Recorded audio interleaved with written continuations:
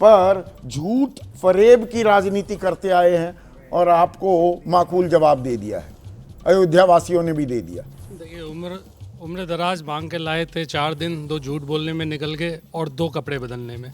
Bharatiya Janata party की सियासत हमने देखी है, चुनाव आयोग से लेके और आपके जिस तरह की सियासत चल रही है, आपने देखा कि कुंभ का आपने बहुत अच्छा उदाहरण दिया कि आज तक जो आंकड़े तक नहीं दे पाए हैं वो ये बात कर रहे हैं कि हमने इतनी अच्छी जीत वहाँ पे दर्ज। आप तो सबसे बड़ा उपचुनाव बता रहे थे ना, मिल्कीपुर को 61,000 से हार गए। मिल्कीपुर में हमने 500 शिकायतें चुनाव आयोग को दर्ज कराई, उसमें से एक शिकायत पे हम सबसे बड़े विपक्षी दल हैं और 2024 में सबसे बड़ी पार्टी भी बन के आए उत्तर प्रदेश के अंदर। एक शिकायत पे हमारी उन्होंने गौर नहीं करी।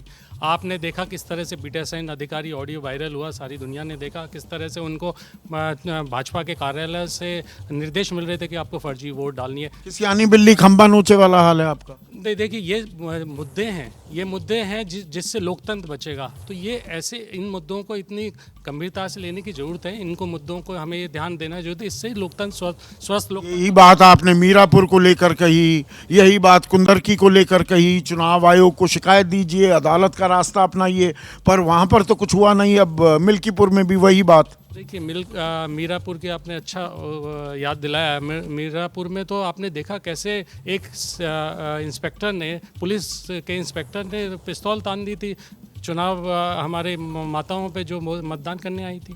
तो उस तरह से अगर आप चुनाव जीतेंगे तो ये कोई अच्छी परंपरा नहीं बनने जा रही है। अगर भारतीय जनता पार्टी इसी परंपरा से चुनाव जीतना चाहती है, और चुनाव तो हमने, आप लगातार चुनाव हारते रहे, तो ये इंडिया की सेहत, आपकी ताकत के बारे में क्या कहते हैं? नहीं, बाई इलेक्शंस तो हमने भी पूरी सीटें जीती हैं, लेकिन कभी उस पर ऐसा सवाल नहीं उठा। हमने भी, माननीय अखिलेश यादव जी की सरकार ने भी बाई इलेक्शंस जीते हैं और पूरे जीते हैं, लेकिन कभी ऐसे विपक्ष, जिस टाइम उस समय पे भारतीय जनता पार्टी विपक्ष थी, उसने कभी ऐसे सवाल नहीं उठाए। ठीक है, कांग्रेस के राष्ट्रीय प्रवक्ता काफी देर से बैठे हुए हैं, आशीष श्रीवास्तव।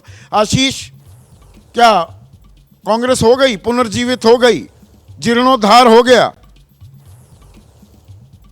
दिल्ली में? आज के रिजल्ट देख के ये तो नहीं मान सकते कि जीर्णोद्धार हो गया, बट कांग्रेस लगी हुई है। सबसे पहले तो मैं आज जो प्रत्याशी जीते हैं उनको बधाई और शुभकामनाएं देना चाहता हूं। अब आते हैं कि कांग्रेस का जीर्णोद्धार कैसे हुआ। कांग्रेस का जीर्णोद्धार हम अभी आपने देखा होगा 2 महीने से हम सड़क पे थे, हमने पदयात्रा। आशीष, 1 मिनट के लिए रोक रहा हूं।